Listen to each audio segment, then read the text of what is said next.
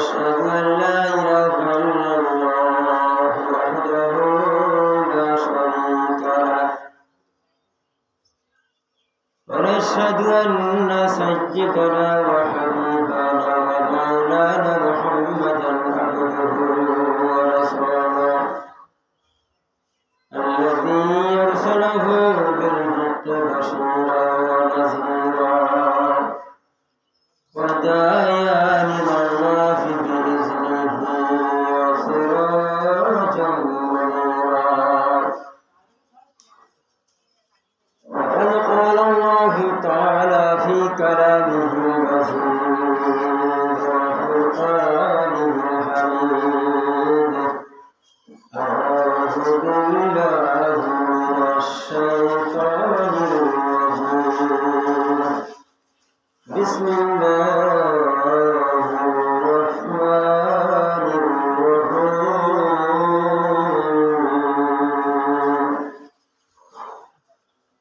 لكل نبي عدو وشياطين الإنس والجن يوحي بعضهم إلى بعض زخرف القول غرورا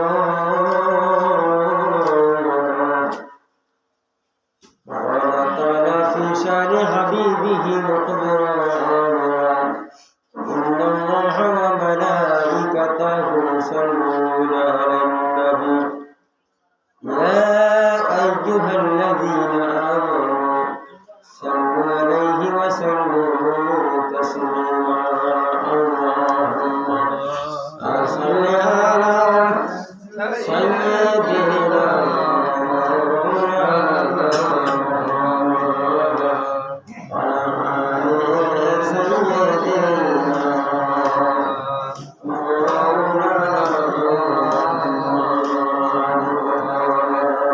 محمد কোথায় হযরত আলী তোমাদের শহরে জিকির ইসলাম মদিনার দিকে আল্লাহুম্মা সাল্লি আলা সাইয়্যিদিনা মাওলানা মুহাম্মদ ওয়া আলি সাইয়্যিদিনা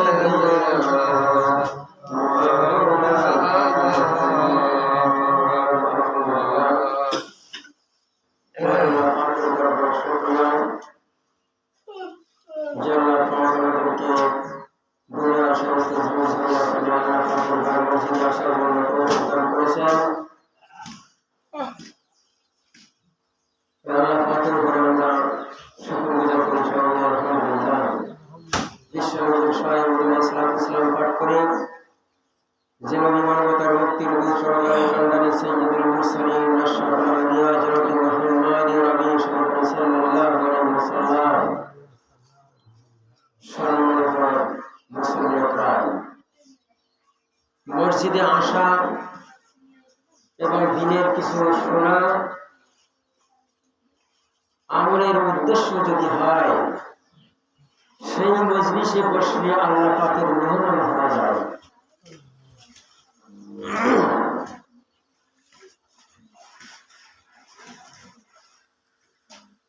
সুতরাং যে মজলিসে বসলে মহাসত্যের জ্ঞান লাভ করা যায়,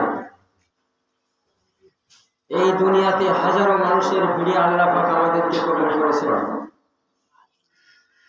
এই জন্য সেই মহান আল্লাহ পাকের দরবারে আমরা আবারও শুকরগুজার করি। আলহামদুলিল্লাহ। আলোচনা শুধু শুনলে হবে না, শোনার উদ্দেশ্য হলো জানা। শুধু জানলে হবে না, জানার উদ্দেশ্য হলো বোঝা। শুধু বুঝলেও হবে না, বিশ্বাস করতে হবে। বিশ্বাস করলেও হবে না, জীবনে আমল করতে হবে। আমল করার যদি নিয়ত না থাকে তাহলে ওই আলোচনা মজলিসে সময় নষ্ট করে বসে থাকার কোনো দাম নেই, কোনো প্রয়োজন নেই। এই জন্য আমল করা লাগবে। ওই আমলের পূর্ব শর্ত হলো আমল সম্পর্কে ইলম অর্জন করা। আমি যে আমলটা করবো সে আমলের পূর্ব শর্ত হলো ইলম থাকতে হবে, জ্ঞান অর্জন করতে হবে। আগে জানা না আগে মানা? কথা বলেন তো। আগে জানা। আগে জানা, না জানলে মানবো কোথা থেকে? এই জন্য কোরআনে প্রথমে যে শব্দটা আল্লাহ পাক নাজিল করেছেন, এই শব্দটা কি ছিল? কে বলতে পারে? কোরআনের সর্বপ্রথম যেটা নাজিল হয় যে কথাটা, সেটা কি? ইকরা আছে না? সূরা আলাকের প্রথম ইকরা, তার মানে পড়ো। কোন দিকে তাকান? এই দিকে পড়ো, পশ্চিম দিকে পড়ো। ইকরা, পড়ো। আগে জানো, আগে জানতে হবে। আল্লাহ রাসূল সাল্লাল্লাহু আলাইহি ওয়াসাল্লাম বলেন, জ্ঞানের একটা মজলিসে বসা 50 বছর নফল ইবাদত করলে যেই সওয়াব হয় ওই সওয়াব আল্লাহ পাক তার আমলনামায় লিখে দেন। এটা যেমন তেমন কথা না, গুরুত্বপূর্ণ কথা। আমরা জানি না, মানব কোথা থেকে? আমাদের যে আমল, এখন যদি বলি সূরা ফাতিহা পড়েন তো, সূরা ফাতিহা, ফাতিহা কি জিনিস এইটাই জানে না। ওই যে আলহামদুলিল্লাহ সূরা, হ্যাঁ হ্যাঁ এটা তো জানি। তাহলে কয়জনের সহি হয়, কয়জনের সঠিক হয়? অর্থ তো পড়ে থাকলো, অর্থ তো পড়েই থাকলো, জানি না সহি কয়জনের হয়। নামাজ তো হবে না, ওয়ারাত্তিলিল কুরআনা তারতিলা। আল্লাহ পাক বলছেন সহি শুদ্ধভাবে তেলাওয়াত করার জন্য। নামাজ নষ্ট হওয়ার প্রধান শর্ত হলো তেলাওয়াতে যদি অশুদ্ধ হয়, তেলাওয়াত যদি সহি না হয়। সম্মানিত হাজিরিন, আজকের আলোচনা শয়তান লিকুল্লি নাবিয়্যিন আদুওয়াশ শায়াতিনাল ইনসি ওয়াল জিন্নি ইউহি বাদুহুম ইলা বাদিন যুখরুফাল কওলি গুরুরা। আল্লাহ পাক বলছেন, প্রত্যেক নবী রাসূলদের শত্রু ছিল, দুশমন ছিল শয়তান। আর এই শয়তানের 1 নম্বর আলামত হলো মিথ্যা কথা বলা। কি বলা? একই বলা, ঘুমানো যাবে না। যতটুকু আলোচনা শুনবেন মন দিয়ে শুনবেন, ওটা আমলের উদ্দেশ্যে শুনবেন, কাজে লাগবে। কাল একজন ইন্তেকাল করেছে, আমি আগামীকাল যাব না, এটা কি কোনো গ্যারান্টি আছে? দিতে পারবো? সুতরাং জানেন, মানতে হবে, অবশ্যই আমল করতে হবে। সারা জীবন জিন্দগিতে আমল, সারা জীবন জিন্দগি তো ইনকাম করেই যাচ্ছি, কাজকর্ম করেই যাচ্ছি। একটু একটু খেয়াল করেন আমলের উদ্দেশ্যে। আমলের উদ্দেশ্যে আল্লাহ পাক বলছেন, লিকুল্লি নাবিয়্যিন আদুওয়াশ শায়াতিনাল ইনসি ওয়াল জিন্নি ইউহি বাদুহুম ইলা বাদিন যুখরুফাল কওলি গুরুরা। প্রত্যেক নবী রাসূলদের দুশমন ছিল শয়তান। আর এই শয়তানের 1 নম্বর আলামত হলো মিথ্যা কথা বলা। কি বলা? মিথ্যা কথা বলা। আমাদের দেশে মিথ্যা কথা আছে না? আছে না? মিথ্যা কথা আছে না? এই দেশের বড় বড় নেতা নেত্রীরা এত সুন্দর করে সুজিয়ে সাজিয়ে বুঝিয়ে মিথ্যা কথা বলে, মনে হয় যেন বুখারী শরীফ। সম্মানিত হাজিরিন, এদের অবস্থা দেখে শয়তানও লজ্জা পায়। শয়তান কি করে? শরম পায়, আমি তো এক শয়তান, আমার থেকে বড় শয়তান ওরা। এই মিথ্যাগুলো সাজিয়ে সাজিয়ে গুছিয়ে শয়তান উপস্থাপন করে, মানুষের মধ্যে ঢুকে তাকে শয়তান বানিয়ে দেয়। আসেন ধীরে ধীরে সে কথাগুলো বলবো ইনশাআল্লাহ। এই জন্য শয়তানের হামলা, শয়তানের অ্যাটাক কিয়ামত পর্যন্ত থাকবে। কতক্ষণ থাকবে? কিয়ামত পর্যন্ত থাকবে। কারণ আমরা প্রশ্ন করতে পারি, এই কথাটা কোথা থেকে আসছে? তাদের কাছে প্রশ্ন করি, কোরআন শয়তান যে থাকবে এটা কতদিন তার অবস্থান? শয়তান কি মরে গেছে? তার হায়াত কত পর্যন্ত? কোরআন তুমি জবাব দাও। কোরআন বলছে, ক্বালা আনজিরনি ইলা ইয়াউমি ইউবাসুন। আল্লাহ পাকের কাছে শয়তান প্রার্থনা করছিল যে আল্লাহ, দোয়া করছে, আল্লাহ তুমি আমারে কিয়ামত পর্যন্ত হায়াত দাও, অল্প দাও। আল্লাহ পাক বললেন ক্বালা ইন্নাকা মিনাল মুনজিরিন, যা আমি তোকে কিয়ামত পর্যন্ত হায়াত দিয়ে দিলাম। শয়তান চেয়েছে, আল্লাহ দিয়ে দিল।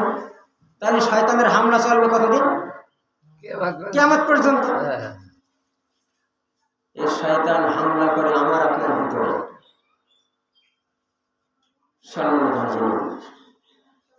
তাহলে বোঝা গেল শয়তানের হামলা চলবে কতদিন। আমরা জানলাম সূরা হিজরের 36 থেকে 37 নম্বর আয়াতে এমনি ভাবে এই কথাটা বলেছে কোরআনে আল্লাহ। এখানেও আল্লাহ পাক বলছেন, শয়তান যখন আবেদন করেছেন ওয়ালা রাব্বি ফাউনজিরনি ইলা ইয়াউমি ইউবাসুন,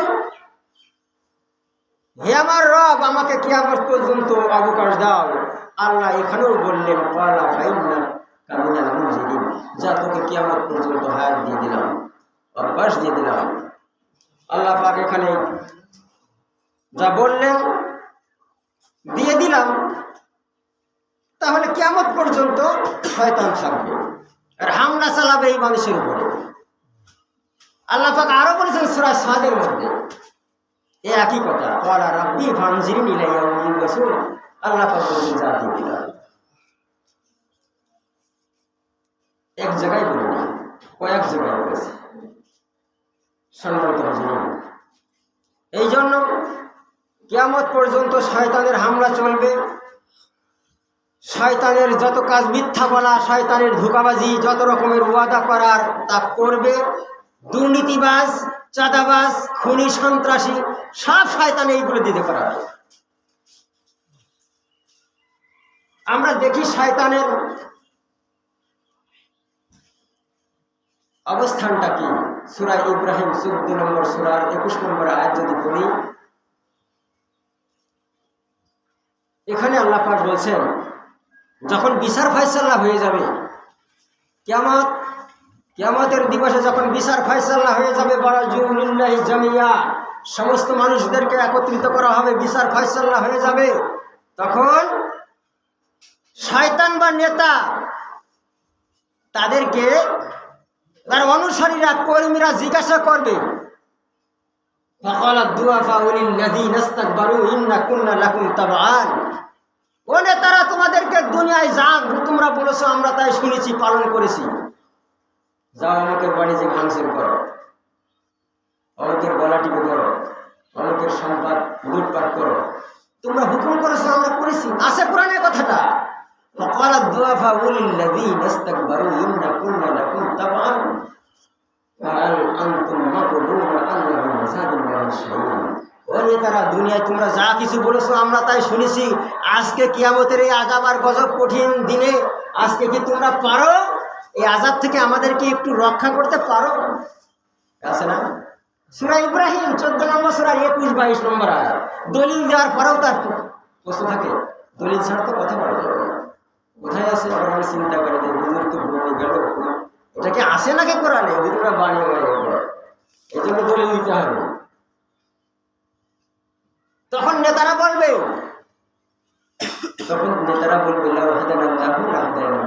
আরে দুনিয়াতে তো আমরা হেদায়েত পাই নাই, আমরা ছিলাম গুমরাহী, দুনিয়াতে আমরা হেদায়েত পাই নাই। এমন এমন নেতা আছে যাদের নামাজ নাই, কালাম নাই, পরকালের ভয় নাই, তামাম শরীরের ভিতরে রসুলের সুন্নাতে নিদর্শন নয়, দুশ্চরিত্র, চরিত্রহীন, রামপথ, ধোঁকাবাজি, চাঁদাবাজি, ওই সমস্ত নেতার পিছনে পিছনে তুমি দৌড়াচ্ছ, কাল কিয়ামতের ময়দানে ও নেতা তোমাকে ফাঁকি দিয়ে পড়াবে। আমি কি ভুল বললাম? পড়েন আপনি পড়ান, নেতা ফাঁকি দিয়ে পালাবে। পরিশেষে শয়তান তখন বলবে, শয়তান বা নেতা বলবে যখন চূড়ান্ত ফয়সালা হয়ে যাবে, তখন বলবে ওকালা শয়তান লাম্মা কুদিয়াল আমর, যখন বিচার ফয়সালা সব চূড়ান্ত আকারে হয়ে যাবে, তখন শয়তান বলবে ওয়াদাকুম ওয়াদাল হক ওয়াআতুকুম ফাখলাফতুকুম, আল্লাহ যে ওয়াদা করেছিল, আল্লাহর ওয়াদা আল্লাহ পালন করেছে, আর আমি যে ওয়াদা করেছিলাম আজকে সেই ওয়াদাটা আমি আজকে খেলাপ করলাম। আমি বলেছিলাম দুনিয়ায় পরকাল নাই, আখেরাত নাই, জান্নাত নাই, জাহান্নাম নাই, আল্লাহ নাই, পর রাসূল নাই, দুনিয়ায় যা পাও, নগদ যা পাও হাত পেতে নাও, বাকির খাতা শূন্য থাক, যা পারো আনন্দ ফুর্তি করো। আমি তো দুনিয়ায় এই কথাই বলেছিলাম। আর আল্লাহ ওয়াদা করেছিল, তার ওয়াদা সে ঠিক রেখেছে। আল্লাহ পাক ওয়াদা করেছিল, ও আমার বান্দারা, তোমরা যদি দুনিয়ায় যে আমার আনুগত্য, আমার রাসূল, আমার দাসত্ব, আমার রাসূলের আনুগত্য করো, আমার হুকুম যদি তোমরা পালন করো, তাহলে তোমাদেরকে জান্নাত দেওয়া হবে। আল্লাহ ওয়াদা করেছিল, আল্লাহর ওয়াদা আজকে পালন হয়েছে। আর আমি ওয়াদা করেছিলাম, আজকে খেলাপ করলাম, কি করবো না? এই কথা বলবে নেতারা। সম্মানিত হাজিরিন, দুনিয়ায় আমরা দোয়া করি, আলেম ওলামারা দোয়া করে, দোয়াটা কতটুকু কাজে লাগে? নবী রাসূলরা দোয়া করেছে, অনেক জায়গায় দোয়া কবুল হয় না। আবার নবী রাসূলরা দোয়া করেছে, আল্লাহ পাক সাথে সাথে কবুল করেছে। কারণটা কি? কারণ হলো, কে হেদায়েত পাবে আর কে পাবে না সেটা ধার্য করার দায়িত্ব কার? আল্লাহ পাকের। আমরা দেখেছি নূহ আলাইহিস সালামের একটা জাতি ছিল। নূহ আলাইহিস সালামের কাছে যখন নূহ আলাইহিস সালামের জাতিতে যখন দাওয়াত দেওয়া শুরু করে, দিনের দাওয়াত, তাওহীদের দাওয়াত যখন দেওয়া শুরু করে দিল, ওই জাতিরা মজাক করতে শুরু করে দিল। মজাক করল, বড় বড় নেতারা উপহাস করতে শুরু করে দিল। নূহ আলাইহিস সালামের জাতি নূহকে মানল না। নূহ আলাইহিস সালাম পরিশেষে বললেন, আল্লাহ পাকের কাছে দোয়া করলেন, ওয়াকালা নূহু রাব্বি লা তাযারু আলাল আরদি মিনাল কাফিরিনা দাইয়ারা। নূহ বলছেন, আল্লাহ, হে আমার রব, এই ভূপৃষ্ঠে এই কাফেরদেরকে আল্লাহ তুমি একটাও বাঁচিয়ে রাখো না, তার আন্ডা বাচ্চা পর্যন্ত তুমি সব শেষ করে দাও। তোমার হুকুম তারা অমান্য করছে, মানছে না, আরো মজাক করছে, তুমি তাদেরকে রেহাই দিও না। ওয়াকালা নূহু রাব্বি লা তাযারু আলাল আরদি মিনাল কাফিরিনা দাইয়ারা। ভূপৃষ্ঠে বসবাসকারী কাফেরদের একজনকেও তুমি রেহাই দিও না, তাদের একজন যেন বংশ না থাকে, আন্ডা বাচ্চা সব তুমি শেষ করে দাও। ইন্নাকা ইন তাজরুহুম ইউদিল্লু ইবাদাকা ওয়ালা ইয়ারিদু ফাজিরান কাফারা। হ্যাঁ, যদি তুমি তাদেরকে আবার বাঁচিয়ে রাখো, তাহলে তারা তোমার বান্দাদের, গোলামদেরকে গুমরাহি করে ফেলবে, আর শুধু কাফেরই জন্ম দিতে থাকবে। নূহ আলাইহিস সালাম এইভাবে কঠিন দোয়া করলেন। আল্লাহ পাক বললেন, নূহ, তোর দোয়া আমি আল্লাহ পাক কবুল করে নিলাম। তোর দোয়া আমি আল্লাহ পাক কবুল করে নিলাম। তবে শোনো, ইয়াসনাউল ফুলকা কুল্লামা মাররা আলাইহি মা লা নূহ, তুমি একটা কিস্তি তৈরি করো, নৌকা তৈরি করো। নূহ কি করলেন? একটা নৌকা তৈরি করলেন, কিস্তি তৈরি করলেন। আল্লাহ যে অর্ডার করে তা করলেন। আল্লাহ হুকুম করার জন্য যে তোমার মুমিন পরিবারদেরকে ওই নৌকায় তোলানোর জন্য আদেশ করা হলো, আদেশ করা হয়েছে, নৌকায় তুলে নাও। কিন্তু নূহ আলাইহিস সালাম দেখলেন তার সন্তান পানিতে ডুবে যাচ্ছে। কলিজার টুকরা সন্তান পানিতে ডুবে যাচ্ছে। বলছে কি যে, ইয়া বুনাইয়া আর কাম্মানা মা ইয়া কাম্মানা ওয়ালা তাকুম মিনাল কাফিরিন। ও আমার সন্তান, তুমি কাফেরদের সাথে থেকো না, আমাদের সাথে চলে আসো। নূহ আলাইহিস সালামের সন্তান কি বলেছিল? কেনান। কি নাম শুনেছিল? বলছিল যে, আমি যে কত বড় লম্বা মানুষ, তারপরে ওই যে পাহাড় দেখা যাচ্ছে, পাহাড়ের উপরে উঠবো, পানি আমার স্পর্শ করতে পারবে না।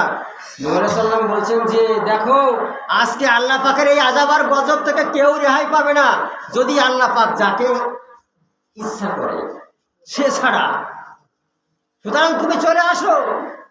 যখন তুফান শুরু হয়ে গেল, পানির ঢেউতে যখন আড়াল হয়ে গেল নূহ আলাইহিস সালামের আর সন্তানের, তখন নূহ আলাইহিস সালাম আল্লাহ পাকের কাছে প্রার্থনা করে দিলেন যে, আমার সন্তান পানির মধ্যে ডুবে যাচ্ছে, ওরা দেন। আল্লাহ পাকের কাছে প্রার্থনা করছে, ওরা দানুহু রাব্বি ফাকালা রাব্বি ইন্নাবনি মিন আহলি। হে আমার রব, ওই যে আমার আহাল, আমার সন্তান পানির মধ্যে ডুবে যাচ্ছে, তাকে তুমি বাঁচাইয়া দাও। আল্লাহ পাক কি বলল? ধমক দিলেন নূহকে, ইয়া নূহ ইন্নাহু লাইসা মিন আহলিক। ওটা তোমার আহাল না, আমি রক্তের তোমার বংশের তোমার রক্তের কথা আমি বলি নাই। আমি আহাল বলেছি তোমার মুমিন পরিবার। তোমার সাথে আমি যাদেরকে জান্নাত দেওয়ার অঙ্গীকার করেছি, তোমার সাথে যাদের সাথে আমার সাথে তোমার সম্পর্ক রয়েছে, তারাই হলো তোমার আহাল। তোমার সন্তানকে আমি আহাল বলি নাই। ইন্নাহু লাইসা বিন আহলি, খবরদার, তাকে তার জন্য তুমি আমার কাছে আবেদন করতে পারো না। সম্মানিত হাজিরিন, এমনিভাবে দেখেন আমাদের আদম থেকে শুরু করে এই পর্যন্ত যত নবী, সমস্ত নবীদের সর্দার শ্রেষ্ঠ নবীকে আমাদের নবী মুহাম্মদ সাল্লাল্লাহু আলাইহি সাল্লাম, সমস্ত মানুষের সেরা মানুষ। ওই মানুষটা যখন তার চাচার জন্য দোয়া করতে শুরু করে দিল যে আল্লাহ আমার চাচাকে তুমি কি করো, হেদায়েত দান করো। হেদায়েত কি পাইছিল? চাচা কিটা ছিল? হ্যাঁ, আবু তালিব। হেদায়েত কি পেয়েছে? ইন্তেকাল যখন করলো তখন আল্লাহর কাছে প্রার্থনা করো, আল্লাহ আমার চাচাকে তুমি মুক্তি দাও, মাফ করে দাও। আল্লাহ পাক কি বললেন? ইন্নাকা লা তাহদি মান আহবাবতা ওয়ালাকিন্নাল্লাহা ইয়াহদি মান ইয়াশাউ ওয়া হুয়া আ'লামু বিল মুহতাদিন। বলো ভাই, আপনি যাকে ইচ্ছা করবেন হেদায়েত দেওয়ার জন্য, আপনি ইচ্ছা করবেন, আপনি পারবেন না। চেষ্টা করবেন আপনি হেদায়েত তাকে দেওয়ার জন্য, আপনি পারবেন না। আমি আল্লাহ পাক যাকে হেদায়েত দেওয়ার জন্য ইচ্ছা করব সে হেদায়েত পাবে। কে পাবে আর কে পাবে না, কে পাবে আর কে পাবে না জানে না কিনা? কে জানে? ওয়াল্লাযীনা জাহাদু ফীনা লানাহদিয়ান্নাহুম সুবুলানা, সূরা আনকাবুতের 59 নম্বর আয়াত।